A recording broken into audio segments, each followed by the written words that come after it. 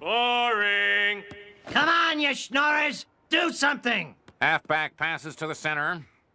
Back to the wing. Back to the center.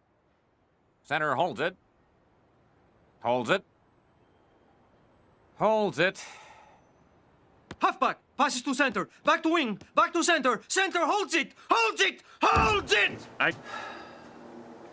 Just because things don't seem to be changing doesn't mean you can't. Hello, I'm J. Lewis.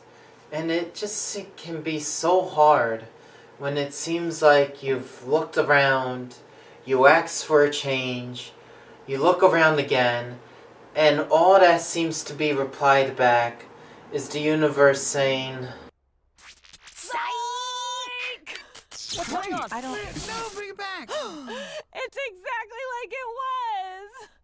We redid everything exactly like it was before. Jesus. yes, it can be really hard not to bring yourself down when you look around at these external conditions and see what a huge contrast they are to what you want. And it can be especially hard when everything seems like a huge contrast to what you want, so much so that it just keeps popping up in your experience. Hey, Homer, the section you're supposed to be monitoring is on fire.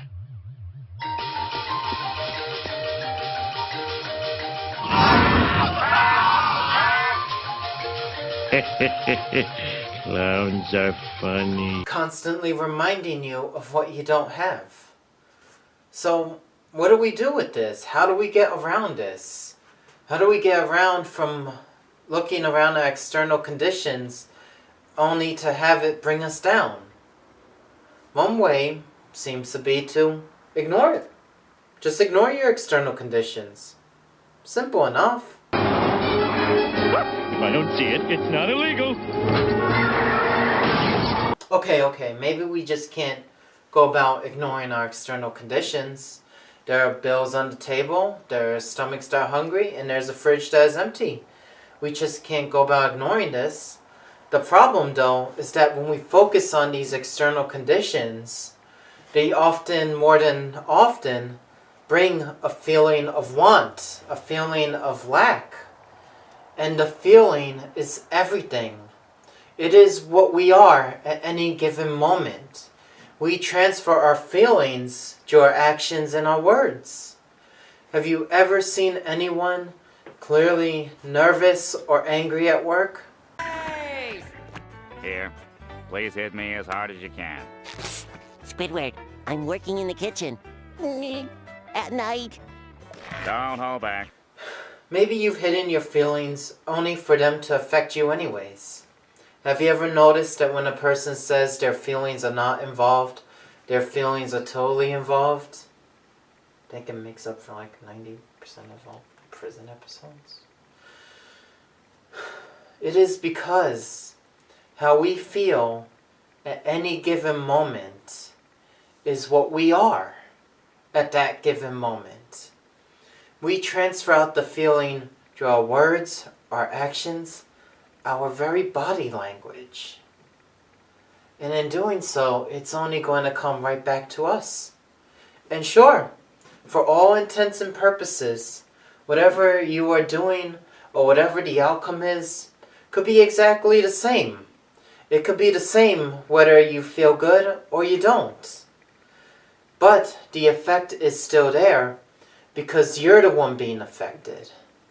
So even if all it is you are the one being affected, you can see how important it is to look at our feelings with this law of attraction perspective.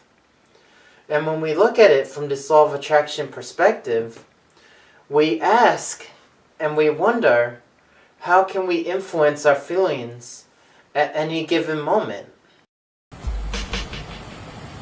Meditate under a waterfall.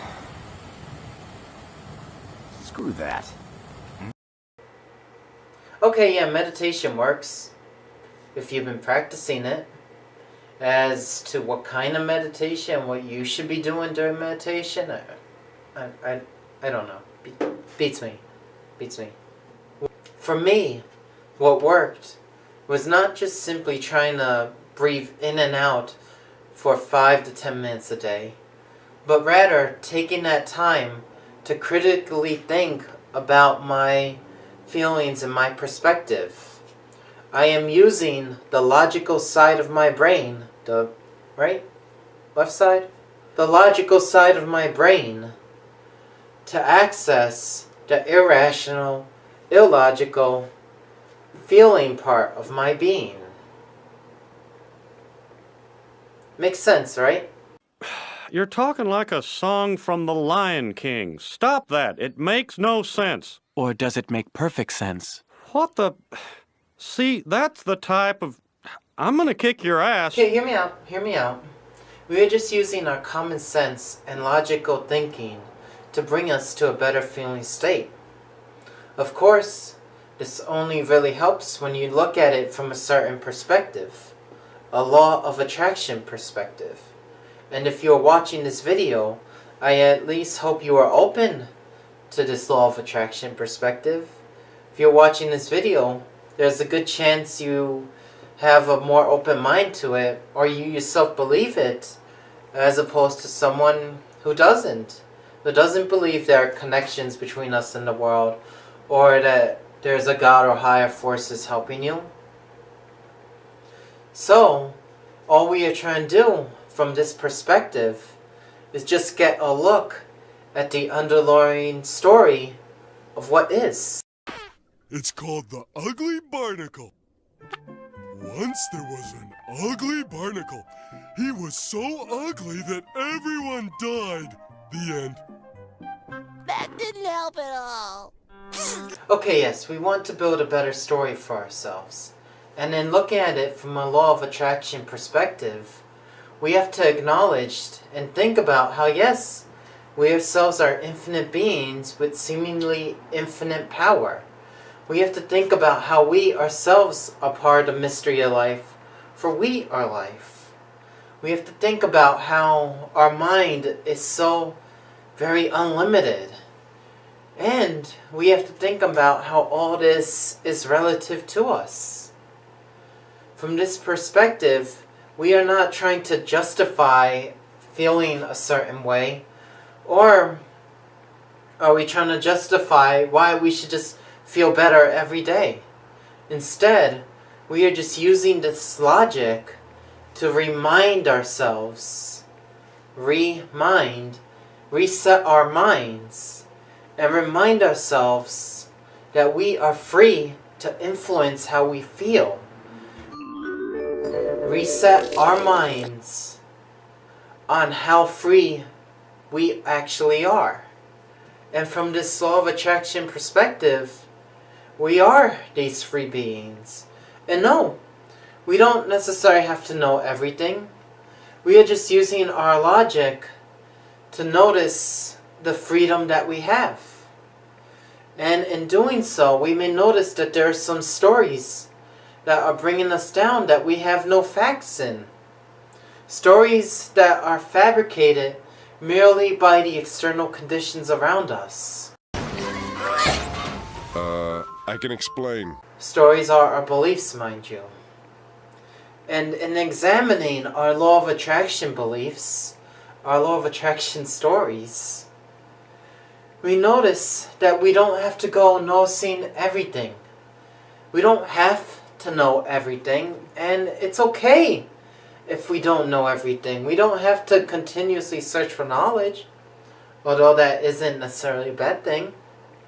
But how do you know you're not supposed to be where you are right now? How do you know things aren't secretly working out in their own way anyways? How do you know this isn't just your montage story, your humble origins, your starting of a montage? We've all heard the song. What we are trying to do with our logic and the laws of attraction is we are just thinking about the laws of attraction and all that that implies. And all that that implies with us relative to what we are and who we are. In using the laws of attraction and thinking about this, we may start to notice how free we are. And this feeling of freedom can bring a whole new light to the problems before you, to your external conditions. And they can even help you determine what you can ignore and what you can't. Hello, Smithers. You're quite good at turning me on. You probably should ignore that. Yeah, there are going to be things in our experience that we simply cannot ignore. The bills on the table, the hungry stomach, the empty fridge. Instead of just simply ignoring these conditions, what we are doing now is we are looking at it in a whole new light. We are changing how we look at it. And if the laws of attraction hold true, then how we look at it will change what it is. I thought that was the whole point of this. Yeah, isn't that the whole point of the laws of attraction? To bring the joy, the freedom, the happiness, the love into your own hands? And no, you don't have to start meditating on top of a mountain or start fasting for 40 days and 40 nights.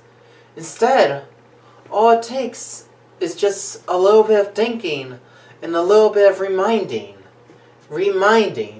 resetting our minds.